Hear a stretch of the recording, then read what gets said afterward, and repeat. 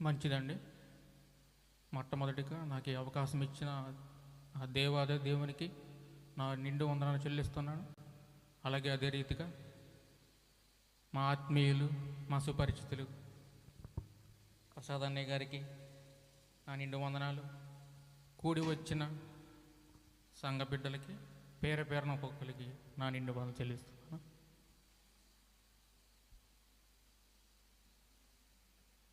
నేను ఈ సంఘానికి రావడం ఇదే మొట్టమొదటిసారి అండి.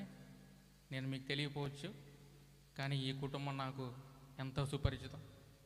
అలాగే తమ్ముళ్ళు వయసులో చిన్నవారైనప్పటికీ వారి సేవా జీవితంలో చాలా అనుభవం ఉన్న వాళ్ళు, ఎక్స్పీరియన్స్ ఉన్నవారు. వారి సేవ ముందు నా సేవ చిన్నది, నేను చిన్నవాడిని. అలాగే హేమంబర్ గారు, ఆయన నన్ను యాక్చువల్గా లాస్ట్ మంత్ ఇన్వైట్ చేశారు. కాకపోతే లెంట్ సీజన్ వల్ల రాలేకపోయాను. ఏదేమైనప్పటికీ నాకు చాలా సంతోషంగా ఉంది. ఎందుకంటే చిన్న వయసులో మేము ముగ్గురం కలిసి ఆడుకునేవారు. స్టీవ్ గారు, అలాగే హేమంబర్ గారు, జోయల్ గారు.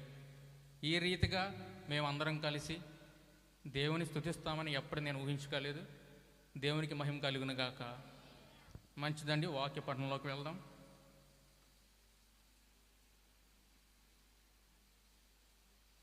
సామెతలు 15వ అధ్యాయము. సామెతలు 15వ అధ్యాయము 3వ వచనం.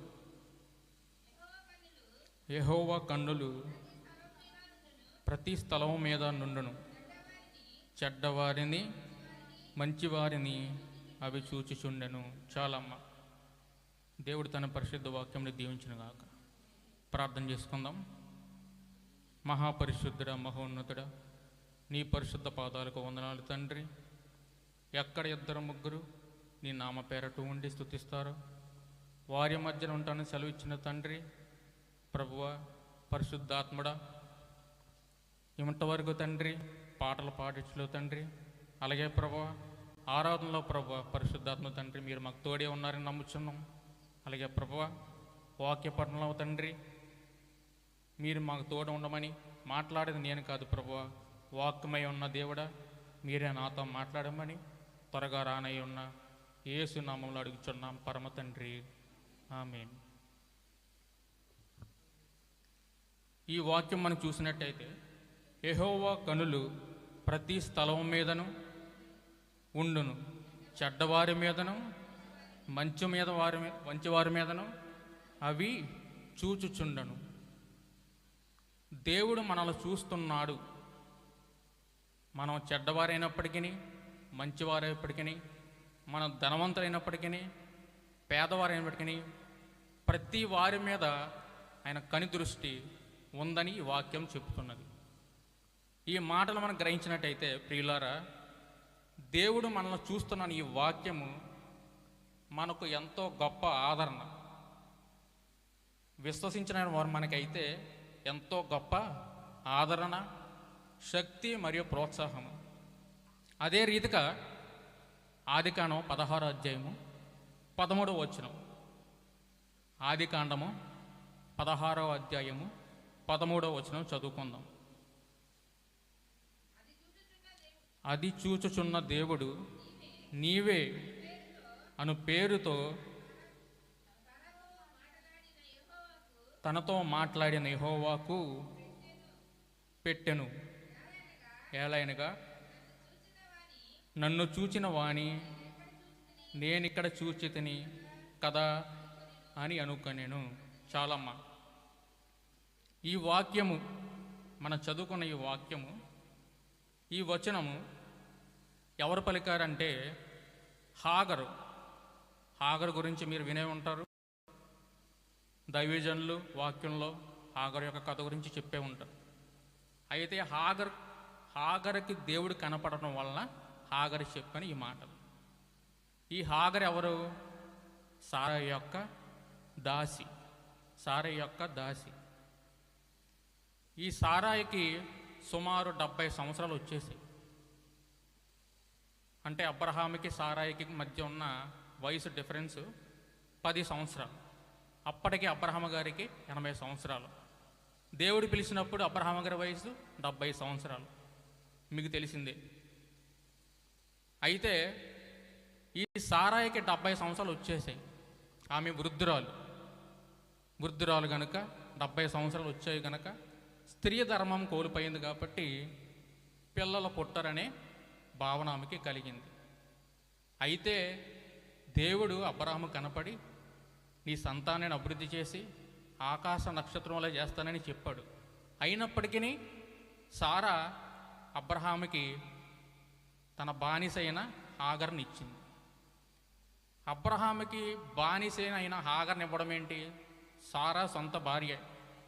ఒకని భార్య తన భర్త దగ్గరికి వెళ్ళి ఒక బానిసనివ్వడం ఏంటి? వినడానికి మనకు కొంచెం వెబ్బెట్టుగా ఉంటుంది. అయితే ప్రియులారా, చిన్నప్పుడు కూడా దైవజనులు ఈ వాక్యం చెప్తున్నప్పుడు నాకు అనిపించేది, ఒక బానిస తన భర్తకి ఇవ్వడం ఏంటి, అది కూడా సొంత భార్య అని అనిపించింది. అయితే ప్రియులారా, అనాది కాలంలో మనం చూసుకున్నట్టే ఏన్షియంట్ టైమ్స్లో, అంటే క్షమించండి కొన్ని పదాలు నాకు తెలియదు, ఏన్షియంట్ టైమ్స్ అంటే అనాది కాలం అనుకుంటా, చూసుకున్నట్టే పూర్వకాలం అంటే దాదాపు సుమారు ఒక 1500 సంవత్సరాలు బీసీ, అంటే క్రీస్తు పూర్వము 1500 సంవత్సరాల క్రితము. అప్పటి కాలంలో ఈ అబ్రహాము గారు ఊర్ అనే ప్రదేశం చెందినవాడు. ఊర్ అనే ప్రదేశము మెసొపొటేమియా అనే సివిలైజేషన్లో ఉండేవాడు. నాగరికత, మెసొపొటేమియా నాగరికత అనే ప్రాంతంలో ఊర్ అనే ప్రాంతానికి చెందినవాడు ఈ అబ్రహాము గారు. ఈ మెసొపొటేమియా ఈ సివిలైజేషను, ఈ నాగరికత అప్పటి నాగరికతల కంటే ఎంతో అభివృద్ధి చెందింది. ఆ నాగరికత టైంలో వాటికి అక్కడి ప్రజలకు రాజులు కొన్ని సూక్తులు, చట్టపరమైన కోడ్లు అనగా నిబంధనలు ఇస్తారు. ఆ నిబంధనల ప్రకారము అప్పటి రాజు పేరు హమ్మూరబి. హమ్మూరబి అనే రాజు ఆనాటి ప్రజలకి, ఆ రాజ్యానికి కొన్ని కోడ్లు అంటే సూచికలు, ఆదేశాలు, చట్టపరమైన ఆదేశాలు ఇచ్చాడు. ఆ హమ్మూరబి కోడ్, ఆ ఆదేశాల ప్రకారం ఎవరికైనా పిల్లలు లేకపోతే, ధనవంతుడైనా ఎవరైనా వారికి పిల్లలు లేకపోతే వారి బానిసల ద్వారా సంతానం చేసుకోవచ్చు.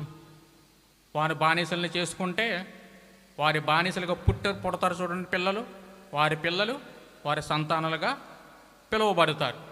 ఆ ప్రకారమే ఈ సారాయి తన బానిసనైన హాగరును అబ్రహాంకి ఇచ్చింది. అదే కోడ్ల ప్రకారము, అదే చట్టపరమైన నిబంధనల ప్రకారము అదే బానిస ఎవరైతే ఆయన చేసుకుంటుందో ఆ బానిస పెళ్లి చేసుకున్న తదుపరి గర్భిణి అయితే భార్యతో సమానంగా ఎంచబడుతుంది. ఎవరితో సమానంగా ఎంచబడుతుంది? భార్యతో సమానంగా ఎంచబడుతుంది, దాసి అయినప్పటికీ. ఆ ప్రకారమే ఇప్పుడు ఏమైంది? ఈమె గర్భము దాల్చింది. ఎవరు? హాగరు గర్భము దాల్చిన తర్వాత ఆమె కన్నులకు సారా ఎలా కనపడ్డదంట? నీచముగా కనపడ్డది. ఎందుకు? ఈ కోడ్ల ప్రకారం, ఈ చట్టపరమైన నిబంధనల ప్రకారం దాసి భార్యతో సమానంగా ఎంచబడుతుంది. అందుకుగాను ఈ సారయ్య గారిని నీచంగా చూసింది కాబట్టి ఎవరు? హాగరు ఇంటి నుండి తరిమి వేయలేదు, ఆమె పారిపోయింది. ఈమె పెట్టిన హింసల వల్ల పారిపోయింది. అది దాని అర్థం. మనం ఏమనుకుంటామంటే ఈయన పంపేశాడు, అదేంటి బానిసని తన భర్తకి ఇవ్వడమే అనుకుంటాం. ఈ కోడ్ ప్రకారమే ఆమె వెళ్ళింది. అయితే ఈ హాగరు అప్పటికి అబ్రహాము ద్వారా గర్భము దాల్చింది. అబ్రహాము ద్వారా గర్భము దాల్చినప్పుడు అబ్రహాము గారి వయసు 80 సంవత్సరాలు. భయపడి ఇంట్లోంచి పారిపోయిన హాగరు ఎటు గమ్యం తెలియని తిరుగుతున్న హాగర్ని చూశాడు దేవుడు. ఎవరు చూశారు? దేవుడు చూశాడు. ఎటు వెళ్తుందో ఆమెకు తెలియదు, గమ్యం తెలియని ప్రాంతం. మీరు చూసినట్టు ప్రియులారా, ఆ ప్రాంతము బెయిర్షెబా ప్రాంతం దగ్గర నుండి చూస్తుంటే అదంతా ఈనాటి ఇశ్రాయేల్ దేశం. మనం గమనించట్టయితే ఆ ప్రాంతం అంతా ఎరిడ్ రీజన్, అంటే వర్షాలు పడవు, అంతా ఎడారే. ఆ ప్రాంతంలో సారాయి యొక్క బానిసైన హాగరు తిరుగులాడుచుండగా అప్పుడు దేవుడు ఆమెకి ప్రత్యక్షమయ్యాడు. ఎవరు ప్రత్యక్షమయ్యారమ్మా? దేవుడు ఆమెకు ప్రత్యక్షమయ్యాడు. ప్రత్యక్షమైన దేవుడు హాగరుతో ఏమని చెప్పాడు? 16వ అధ్యాయం 8వ వచనం చూసుకుంటే, సారాయి దాసి అయిన హాగరు ఎక్కడి నుండి వచ్చితివి, ఎక్కడ వెళ్ళుచున్నావని అడిగని. చాలా దేవుని దూత హాగరుతో ఈ మాటలు పలికింది. ఈ హాగరు చూసినట్టయితే ఈమె ఇశ్రాయేల్ ప్రజలు కాదు, బానిస అయిన హాగరు ఎడారిలో సంచరిస్తుంది. కానీ ఆమె స్థితిని చూస్తే దీనస్థితి. ఒక పక్క ఎవరు ఉన్నారో తోడు లేరు. ఒక అనాథలాగే ఆమె ప్రయాణం చేస్తుంది, తెలియక. ఎవరున్నారో తోడు లేరు, ఎటు వెళ్తుందా తెలియదు. మనం వాక్యం చూసుకున్నట్టయితే ప్రియులారా, దేవుడు మనల్ని చూస్తున్నాడు అనే వాక్యం మనం గ్రహిస్తే అది మనకి గొప్ప శక్తి.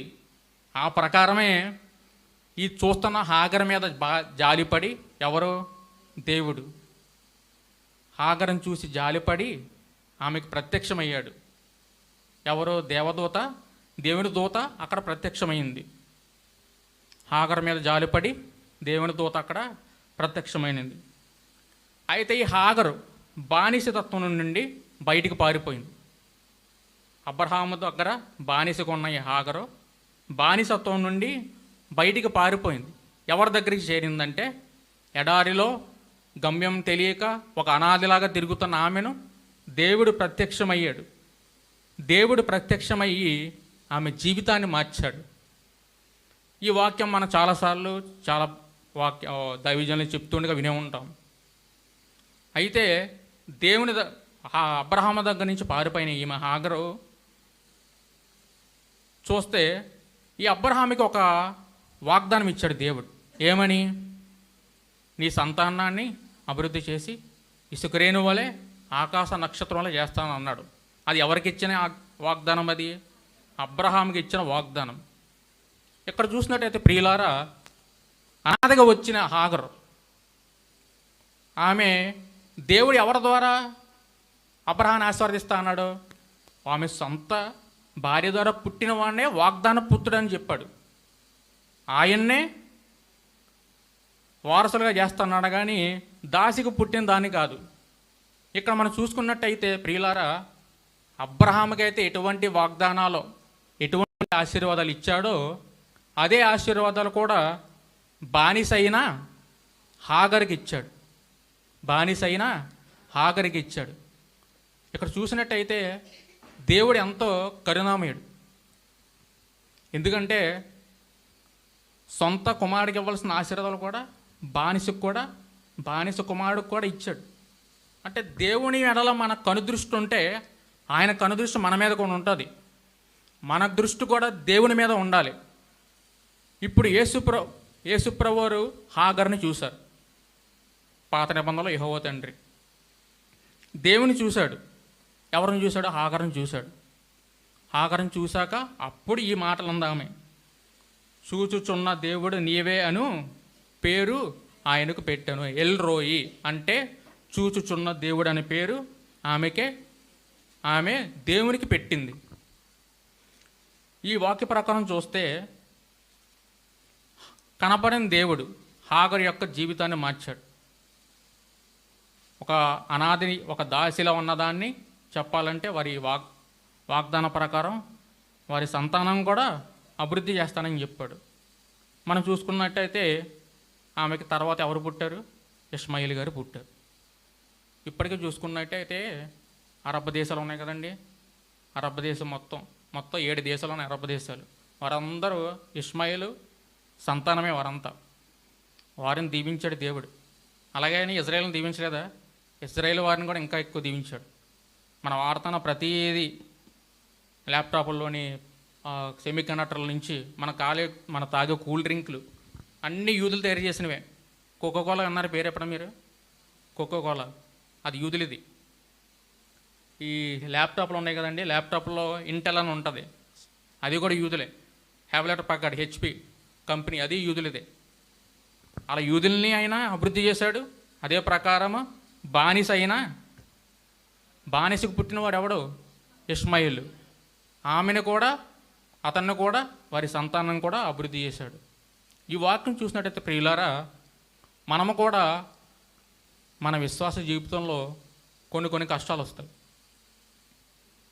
మన విశ్వాస జీవితంలో కొన్ని కష్టాలు వస్తాయి. ఆ కష్టాలు వచ్చినప్పుడు దేవుడు మనల్ని చూస్తున్నాడా అనే డౌట్ మనకు వస్తుందా? వస్తుంది కొందరికి. దేవుడు మనల్ని చూస్తున్నాడా, దేవుడు ఉన్నాడా అని అనేస్తారు చాలామంది. ఈ మధ్య ఒక పాస్టర్ గారు నాతో మాట అన్నారు, మా బాబాయ్ గారే. ఏదో మేలు జరగలేదని ప్రార్థన రావడం మానేశారంటండి. మేలుల కోసం దేవుడి దగ్గరకు వస్తున్నామండి మనం. సత్యాన్ని గ్రహించి రావాలి. ఏంటా సత్యం?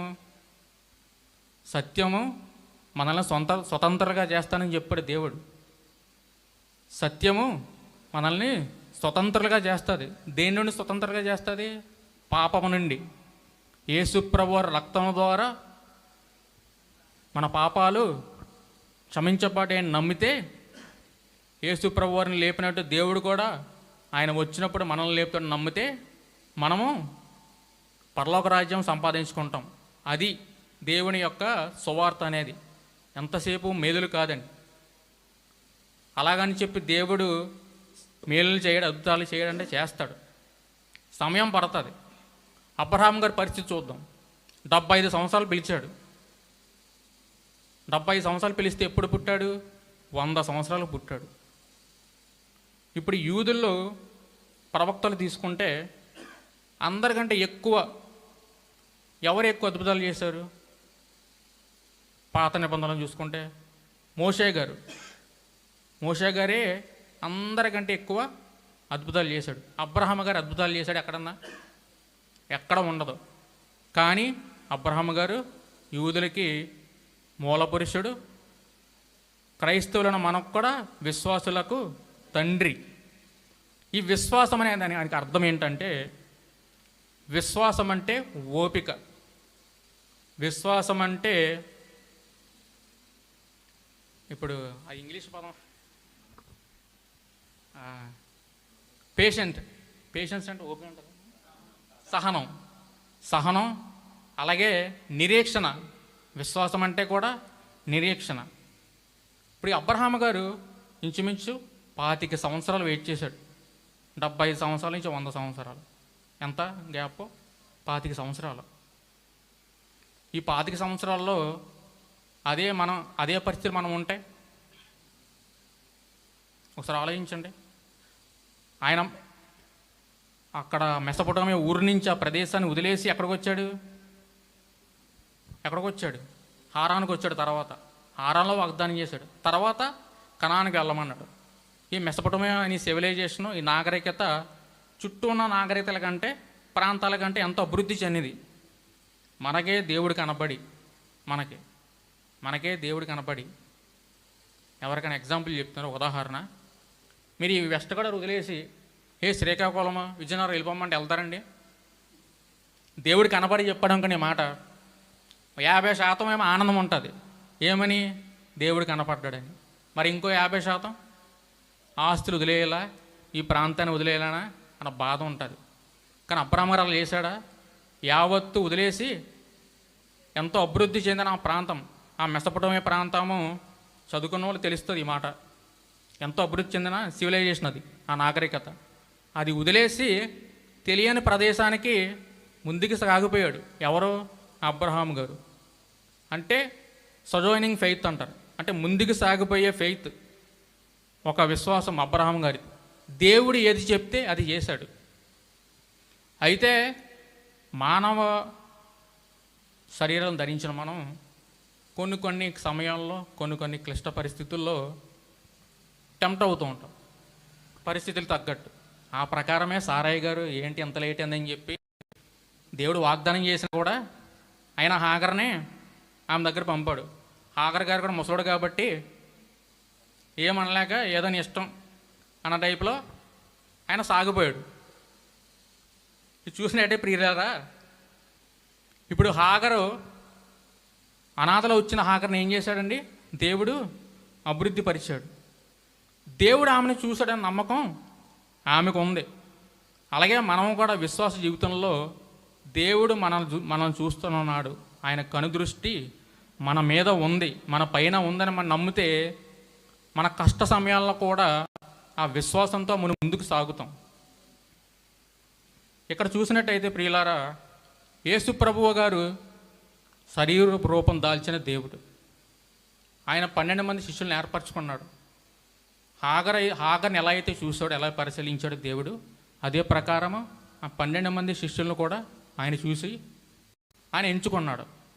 ఎంచుకున్న 12 మందిలో అందరూ పండితులా, పలుకుబడి ఉన్నవారా? కాదు. పలుకుబడి ఉన్నవారు కాదు, పండితులు కాదు. అందరూ చేపలు పట్టేవారు, ట్యాక్స్ కలెక్ట్ చేసేవారు. మత్తయ్య లోక వైద్యుడు. ఒక్క అపోస్తుడైన పౌలుకి తప్ప ఎవ్వరికే ధర్మశాస్త్రం మీద పట్టు లేదు. అంటే మిగతా 12 మంది అంటే అపోస్తుల తర్వాత చేర్చబడ్డాడు అనుకోండి పౌలు గారు. ఆ 12 మంది కూడా పామరులే, పండితులేం కాదు. అయినా ఎందుకు యేసుప్రభు గారు వారిని చేర్చుకున్నారు? ఇక్కడ చూసినట్టయితే ప్రియులారా, మన బయట రూపమని చూస్తాం, కానీ లోపల మనకున్న క్యాపబిలిటీసు, మనకున్న సామర్థ్యాలు మనకు తెలియవు. పేతురు గారిని ఎంచుకున్నాడు దేవుడు. పేతురు గారు 3 సార్లు బొంకాడా? ఆయన తెలియదని బొంకాడు. అలాగే యోధ ఇస్కరియోతుని ఎంచుకున్నాడు. డబ్బు మనిషి అని తెలుసు, ఆయన ఎంచుకున్నాడు. అదే రీతిగా తోమాని ఎంచుకున్నాడు. తోమ డౌట్ అనుమానితుడు. ఆయన చేతిలో చేయబెడతానే కానీ నేను ఆయన నమ్మనని చెప్పినాడు. మన దేశానికి వచ్చాడు కూడా ఆయన. మరి మంచి క్వాలిటీస్ లేని వీరిని ఎందుకు యేసుప్రభు గారు ఎంచుకున్నాడు? చూసినట్టు ప్రియులారా, యేసుప్రభు గారు దైవరూపం ధరించాడు కాబట్టి మన ఫ్యూచర్, మన భవిష్యత్తు, మన జీవితంలో ఏం జరగబోతుందో ముందే గ్రహిస్తాడు ఆయన దేవుడు. అలాగే వారి సామర్థ్యాలు, ఎవరు అపోస్తుల వారి సామర్థ్యాలు, శిష్యుల సామర్థ్యాలు వారి తెలియనప్పటికీ యేసుప్రభు వారు వారికి ఉన్న సామర్థ్యాలను ఆయన గ్రహించాడు. పేతురు గారు 3 సార్లు బొంకాడు. యేసుప్రభుని నేను ఎరగనని ముమ్మారు బొంకాడు. ఈ ముమ్మారు బొంకుతాడనే విషయము ప్రభువుకి ముందే తెలుసు, ముందే గ్రహించాడు. అయినా శిష్యుడు ఎందుకు ఎంచుకున్నాడు? ఈ 3 సార్లు బొంకినవాడు తర్వాత 3,000 మందిని రక్షణలోకి తీసుకొస్తాడనే విషయం యేసుప్రభు వారికి తెలుసు. పేతురు తెలుసా? పేతురు తెలియదు.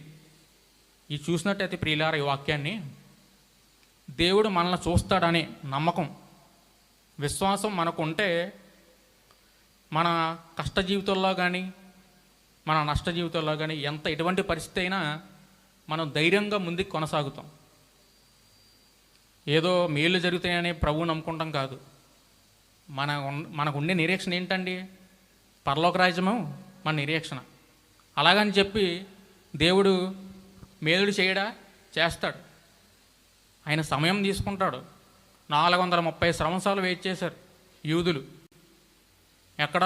ఐగుప్తు చెరలో 430 సంవత్సరాలు ప్రార్థన చేశారు. కానీ దేవుడు వినలేదు వాళ్ళ ప్రార్థనలో.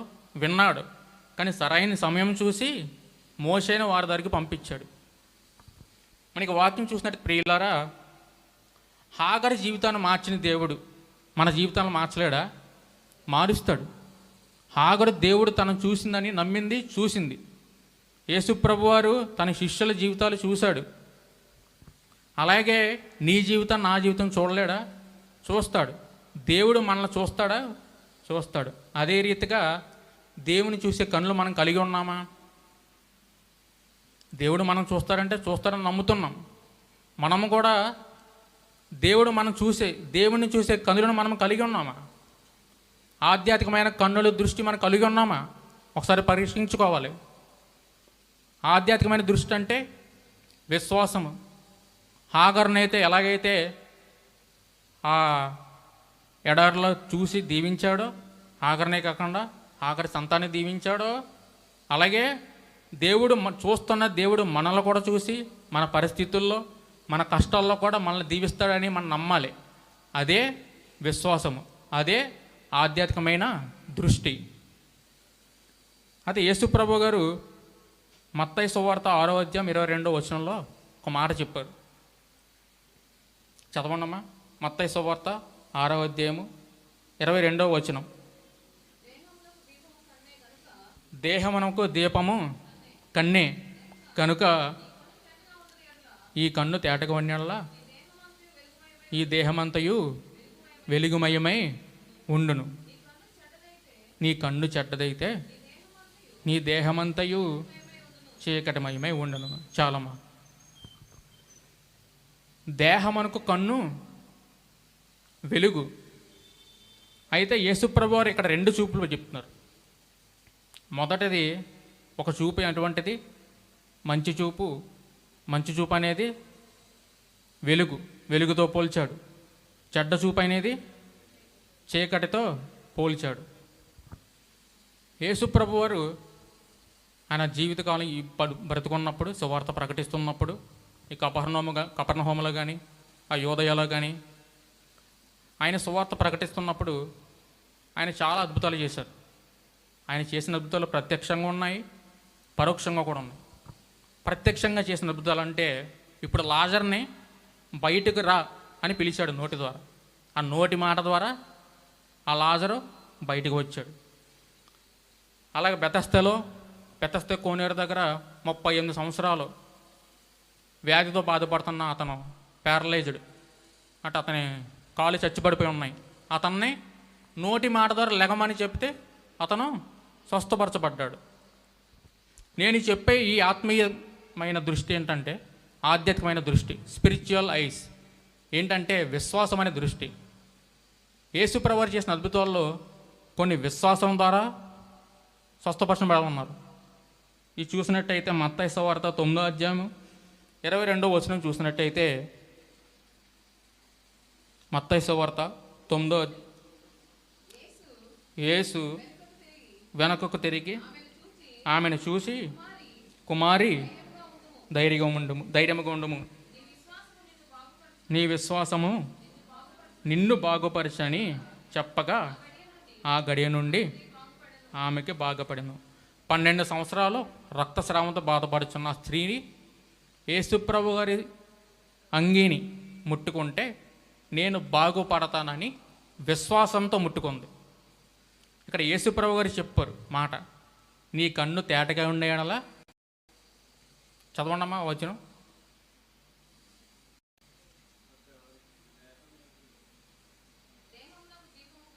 కన్నే గనుక తేటగా ఉండినలా దేహమంతమయు వెలుగుయు మయమై ఉండను. యేసుప్రభు గారు చెప్పిన దృష్టి ఒకటి ఏంటంటే మంచి దృష్టి. అంటే మనం ఏమి జరిగినా మన విశ్వాస జీవితంలో కానీ మనం నమ్మి మంచి చూపుతో, అంటే మంచి పర్స్పెక్టివ్తో చూడాలని ఆయన చెప్పిన మాట అది. మీకు చిన్న ఉదాహరణ చెప్తాను. ఆహాబు రాజు గురించి మీరు వినే ఉంటారు, తెలిసే ఉంటుంది. ఆహాబు రాజు గిలోదు ఈ రామోత్ దగ్గరికి యుద్ధానికి వెళ్ళే ముందు యోధారాజు ఏం చెప్తాడు, మనకు యుద్ధంకి వెళ్ళొద్దండి, ఒక ప్రవక్తని, దైవ ప్రవక్త ద్వారా ఆయన చెప్పే మాట బట్టి యుద్ధంకి వెళ్దాం అంటాడు. అయితే ఆ ప్రకారమే ప్రవక్తలందరూ ఏం చెప్తారు, వెళ్ళండి నీకు విజయం వచ్చేస్తుంది అంటారు. వాళ్ళందరూ ఎవరు? అబద్ధ ప్రవక్తలు. అయిన అప్పటికి యోధా రాజు అయిన యెహోషాపాతికి డౌట్ వస్తుంది. ఇది కాదు అసలైన దేవుని ప్రవక్తను తీసుకురా అంటాడు. అంటే వీళ్ళందరూ అబద్ధ ప్రవక్తలని, ఆ 400 మంది అబద్ధ ప్రవక్తలని ఈయన తెలుసు. అప్పుడు వస్తాడు ఎవరు? మికియా ప్రవక్త. మికియా ప్రవక్త వచ్చి ఏమంటాడు, ఎల్లు, నువ్వు విజయం పొందుతావు అంటాడు. ఎవరితో? రాజుతోటి. అయినా రాజు ఏమంటాడు? ఆ రాజు కొన్ని దేవుని అడుగుజాడలు నడిచే రాజా కాదు. ఇశ్రాయేలీలో అటువంటి క్రూరమైన రాజు లేడు. ఆహాబు రాజు అంత క్రూరమైన రాజు. ఉన్నత స్థలంలో యెహోవా దేవుని బలిపీఠాలన్నీ పడవేసి బయలుదేవతకి ఏం కట్టాడు? దేవతా స్తంభాలు నిర్మించాడు. అటువంటి క్రూరుడైన రాజు. ఆ రాజు దగ్గరికి మేకా ప్రవక్త వచ్చి, వెళ్ళినాయన, దేవుని వాగ్దానం ప్రకారమే నువ్వు విజయం పొందుతావు అని చెప్పాడు. ఈ రాజుకి దేవుని మీద నమ్మకం ఉందా? లేదు. వీడికి విశ్వాసం లేదు. రాజు నువ్వు విజయం పొందుతావు అని చెప్పినా కూడా ఆయన చెడు చూపుతో చూస్తాడు. ఏమంటాడు? నువ్వు ఎంతసేపు నా మీద తప్పుడు ప్రవచనాలు చెప్తున్నావు కానీ ఏది నిజం ఉండదని అని చెప్పి ఆయన్ని కొడతారు కూడా కొంతమంది ప్రవక్తలు. అదే ఆడికి మంచి విశ్వాస దృష్టి ఉంటే ఆయన చెప్పిన ప్రకారమే యుద్ధంలో విజయం పొందుడు. ఆడి చెడు దృష్టి ఉంది కాబట్టే మికయా ప్రవక్త చెప్పేది అబద్ధమని, మికయా ప్రవక్త దేవుడి నుంచి వచ్చిన ప్రవక్త ఆయన తెలిసి కూడా ఆయన నిరాకరించాడు కాబట్టి తర్వాత అదే మిక ప్రవక్త నువ్వు ఓడిపోతావని ఏమిస్తాడు? ప్రవచిస్తాడు. అదే అది మంచి దృష్టి ఉండుంటే ఆహాబుకి గెలిచేవాడు. అదే ప్రకారం ప్రియులారా, యేసుప్రభు గారు చెప్పిన 2 దృష్టులు. ఒకటి మంచి దృష్టి అనేది వెలుగు సంబంధమైనది, అంటే విశ్వాసం అనే దృష్టి. విశ్వాసం అనే దృష్టి మనం ఉంటే మనము కూడా దేవునికి చూసే కనులు మనం కలిగి ఉంటాం. హాగర్ని ఎలాగైతే చెర నుంచి విడిపించాడో అలాగే మన కష్ట సమయంలో కూడా దేవుడు మనల్ని చూస్తున్నాడు అనే విశ్వాస దృష్టితో మనం దేవునికి ప్రార్థిస్తే మన కష్ట సమయాల్లో కూడా దేవుడు మనకి తోడై ఉంటాడు. ఇక్కడ చూసినట్టయితే ప్రియులారా, 16వ అధ్యాయం 11వ వచనం చదవండి. ఆదికాండము 16వ అధ్యాయము 11వ వచనం. మరియు యెహోవా దూత, ఇదిగో యెహోవా నీ మొర వినెను, నీవు గర్భవతి ఉన్నావు, నీవు కుమారుని కని అతనికి ఇష్మాయేలు అని పేరు పెడదు. చాలమ్మా. ఎవరు మొర విన్నారు? యెహోవా ఆమె మొర విన్నారు. ఎవరు మొర? హాగరు చేసిన మొర విన్నాడు. యెహోవా తండ్రి హాగరు చేసిన మొరను విన్నాడు. ఈ హాగరు దేవుని చూసిందా? చూసింది. అయితే చూడక మునుపు ఈ హాగరు ఏం చేసిందంట? దేవునికి మొరపెట్టింది. మొరపెట్టడం వలన దేవుని వచ్చి ఆమెకు ప్రత్యక్షమయ్యి ఆమెను దీవించాడు. నిర్గమకాండము 3వ అధ్యాయము 7వ వచనం చదివితే ఇశ్రాయేలు ఆ ఐగుప్తు చెరలో ఉండి ఎలా బయటకు వచ్చారో మోషేతో యెహోవా దేవుడు పలికిన మాటలు ఇట్లా, నేను ఐగుప్తులోనున్నా నా ప్రజల బాధను చూచి తిని మొరను వింటిని, వారి దుఃఖములు నాకు తెలిసే ఉన్నాయి. చాలమ్మ. ఎవరు మొరపెట్టారు? ఐగుప్తు చెరలో ఉన్న ఇశ్రాయేలులందరూ దేవునికి మొరపెట్టారు. ప్రియులారా, దేవుడు మనల్ని చూస్తున్నాడు, దేవుడు మనల్ని తోడే ఉన్నాడు. హాగర్నైతే ఎలా విడిపించాడో, కష్టాల నుంచి ఎలా దీవించాడో, అలాగే దేవుడు కూడా మనల్ని దీవిస్తాడని విశ్వాసంతో చూస్తే, దేవునికి మొరపెడితే తప్పనిసరిగా ఆ దేవుని దగ్గర నుంచి మనకి జవాబు లభిస్తుందండి. కీర్తనలో 39:18 వచనం చూస్తే, విరిగి నలిగిన హృదయములు గలవారిని యెహోవా ఆసన్నుడు, నలిగిన మనస్సులు గలవారిని ఆయన రక్షించును. విరిగిన హృదయం గలవారికి యెహోవా ఆసన్నుడు, నలిగిన మనస్సు గలవారిని ఆయన రక్షించును. ఆసన్నుడు అంటే సమీపముగా ఉన్నవాడు. కష్టాల్లో ఉన్నవారికి, శ్రమల్లో ఉన్నవారు దేవునికి మొరపెడితే ఆయన సమీపముగా ఉంటాడని దేవుని వాక్యం ఇక్కడ చెప్తుంది. అదే ప్రకారము దేవుడు మనల్ని చూస్తున్నాడు అని ఆయనకి మనం మొరపెడితే, విశ్వసిస్తే, అప్పుడు దేవుడు కూడా మన మొరలు విని ఆధ్యాత్మికంగా అలాగే ఇహపరమైన దీవెనలు కూడా దేవుడు మనకి అనుగ్రహిస్తాడు. ఇప్పుడు ఇశ్రాయేలు ప్రజలందరూ ఐగుప్తు చెరలో నుంచి దేవుడు విడిపించాడు. విడిపించిన వారు ఆ 40 సంవత్సరాలు ప్రయాణం చేసినప్పుడు అద్భుత కార్యాలు చూశారు. సాక్షాత్తు కళ్ళ ద్వారా చూశారు ఎర్ర సముద్రం విడిపోవడం, మన్నాను కురిపించాడు. ఇప్పటికీ వారు దేవుడికి విధేయులుగా ఉన్నారా? లేరు, అవిధేయులుగా ఉన్నారు. మోషే 40 రోజులు దేవునితో మాట్లాడతానికి కొండ మీద వెళ్ళినప్పుడు, హోరే పర్వతం వెళ్ళినప్పుడు వారందరూ మాకు నాయకుడు లేడు, మా ముందు దేవుడు లేడని దూడను తయారు చేసుకున్నాడు ప్రజలందరూ. అంటే దాని అర్థం ఏంటి? వారికి దేవుడు ఉన్నాడు, మనల్ని చూస్తున్నాడు అని విశ్వాసం వారికి లేదు. విశ్వాసం లేకే వారు దారి తప్పిపోయారు. 6 లక్షల మందిలో విధేయులైన వారు ఎంతమంది? కేవలం ఇద్దరే యెహోషువ మరియు కాలేబు ఇద్దరే ఆ కనాను ప్రదేశానికి, వాగ్దాన దేశంలోకి చేరినవారు. వారిద్దరు మాత్రమే విధేయులు. మిగతా వారందరూ అవిధేయులుగా ఉన్నారు. ఎందుకు? విశ్వాసం లేక. దేవుడు మనకు లేడు కాబట్టే మనం ఒక దూడను తయారు చేసుకుందామని దూడను తయారు చేసుకున్నారు. అక్కడ దేవుడు మనల్ని చూస్తున్నాడు, ఆయన ప్రత్యక్షత మన మీద ఉందని నమ్ముంటే, విశ్వాస దృష్టితో చూసుంటే వారు దూడం చేసుకునేవారు కాదు. కష్టాలు వచ్చాయని ప్రియులారా మనం దేవుడి దగ్గర నుంచి తొలుపుకోకూడదు. సమయం చూస్తాడు దేవుడు. దేవుడు హాగర్ని అయితే ఎలా చూశాడో మనల్ని కూడా చూస్తాడు.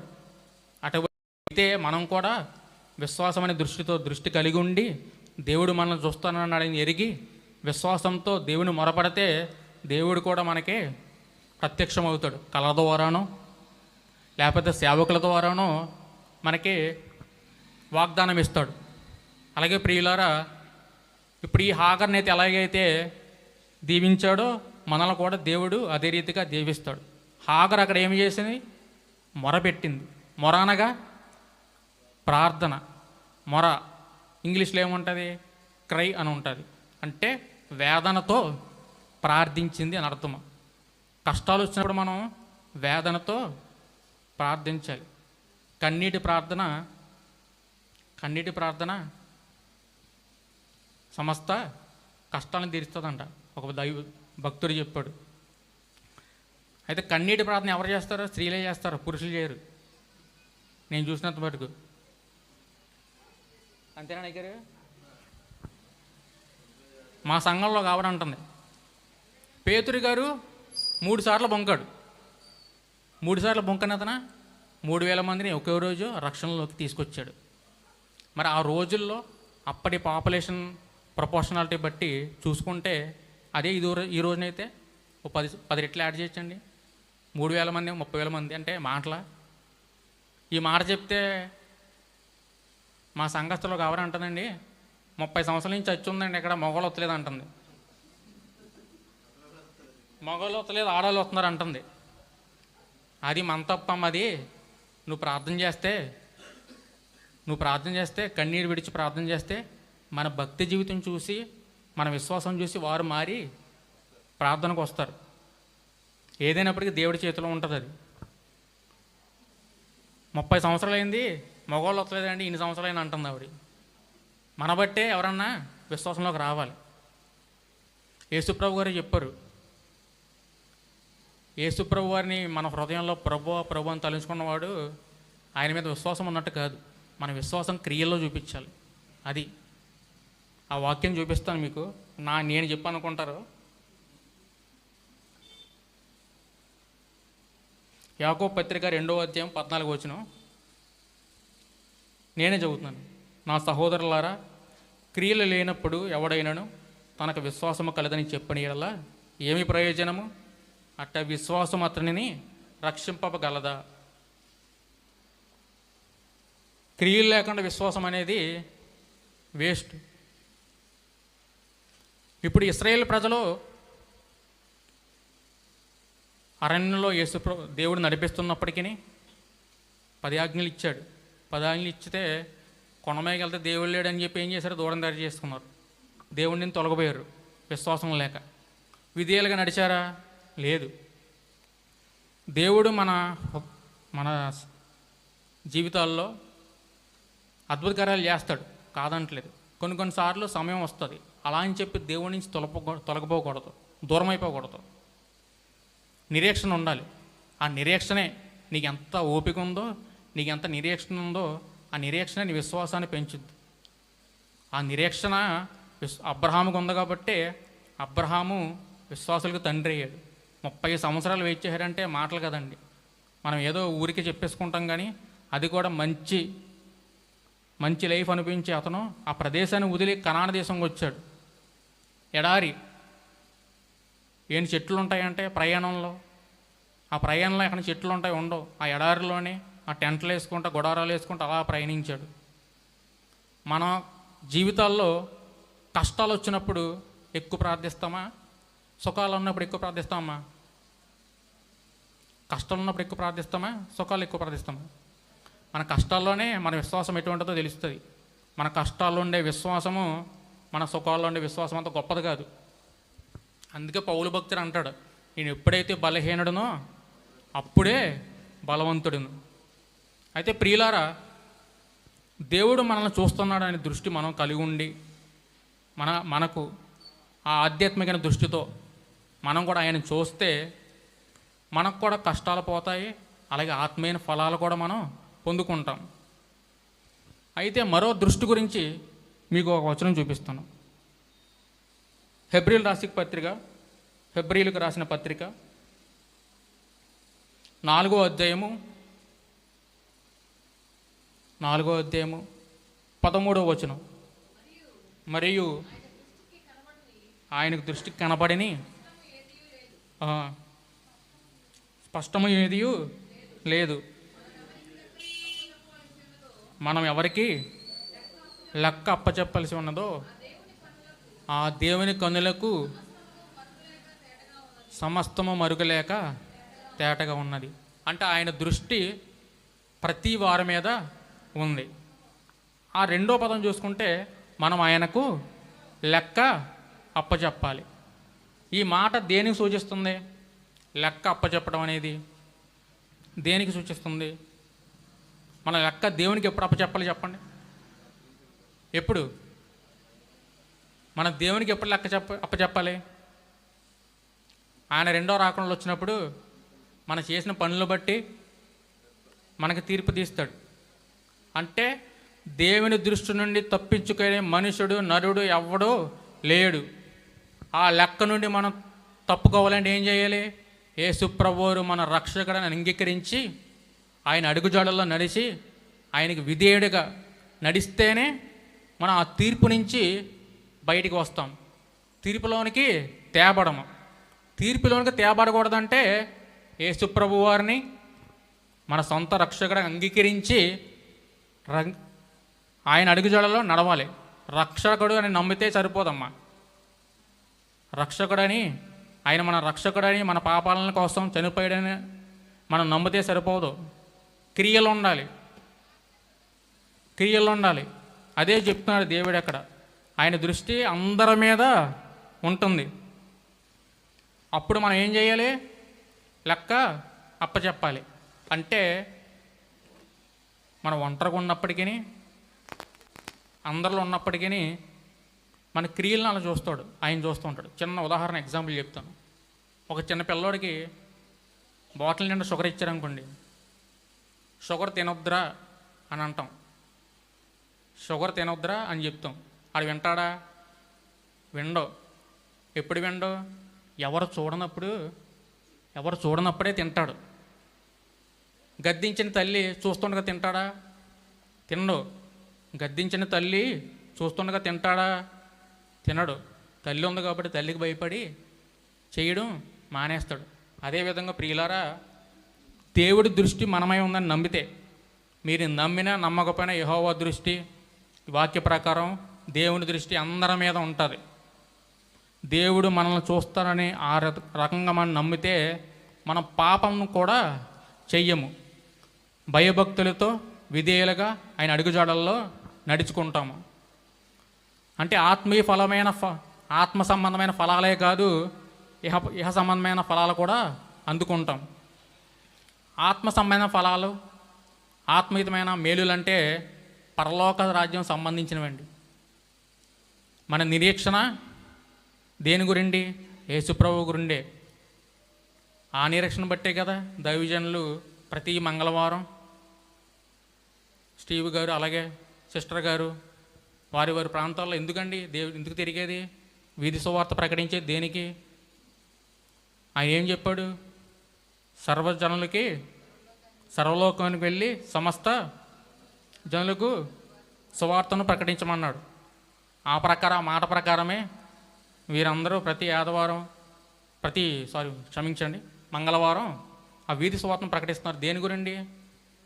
దేవుడు అంటే తెలియని వారిని రక్షణలోకి నడిపించడానికి. ఎందుకు రక్షణలోకి నడిపించడం? పరలోక రాజ్యంలోనికి ఆత్మలను చేర్చడానికి. అందుకు వారు శ్రమపడుతున్నారు.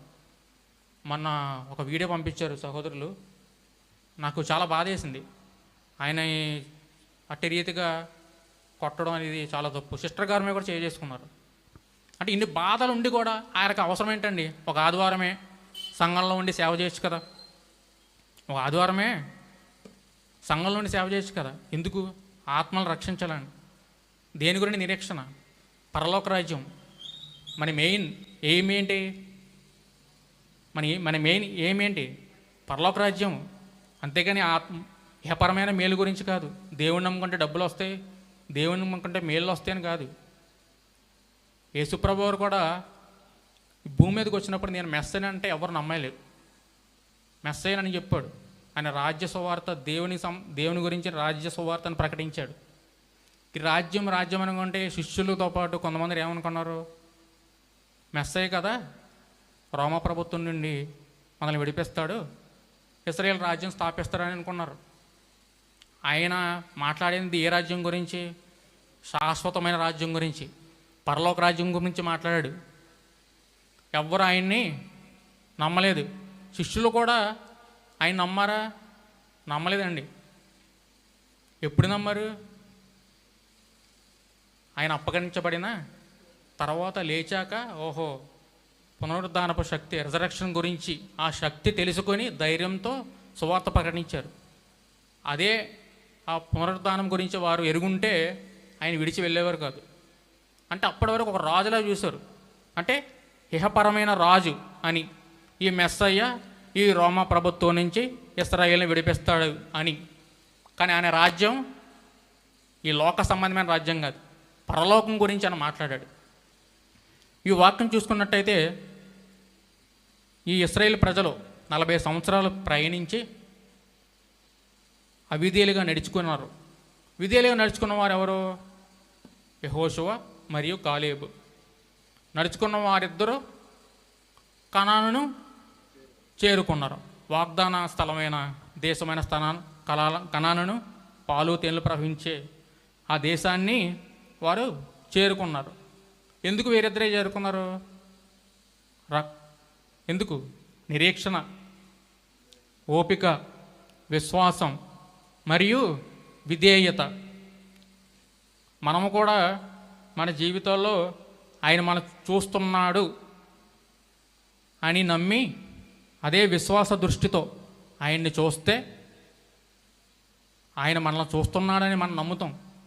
కానీ మనం ఆయనను చూసే విశ్వాస దృష్టితో, విశ్వాసంతో మనం ఆయన కూడా చూస్తే ఇహపరమైన మేలులు మనం అందుకుంటాం.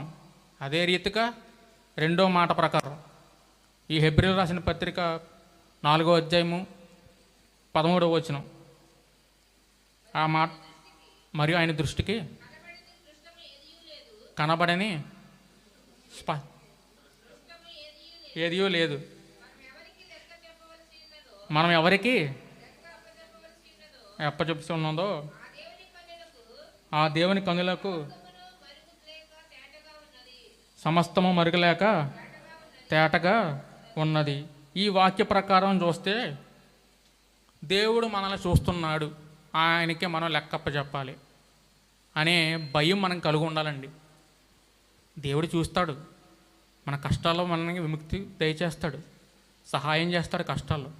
కానీ అదే దృష్టి కాకుండా ఆయన దృష్టి వేరే రకంగా ఉంది. అంటే నువ్వు ఒంటరిగా ఉన్నప్పుడు నువ్వు చేసే కార్యాలను బట్టి, మనం చేసే కార్యాలను బట్టి మన ఆయనకి లెక్క చెప్పాలి. ఆయన మనల్ని చూస్తున్నాడనే విశ్వాసంతో ఉంటే, భయంతో ఉంటే మనం కూడా విధేయులుగా నడుచుకుని పరలోక రాజ్యం సంపాదించుకుంటాం. అలాగ ఉండాలని కోరుకుంటూ ఆశిస్తూ ముగిస్తున్నాను. దేవుడు తన పరిశుద్ధ వాక్యం దీవించును గాక. ఆమేన్.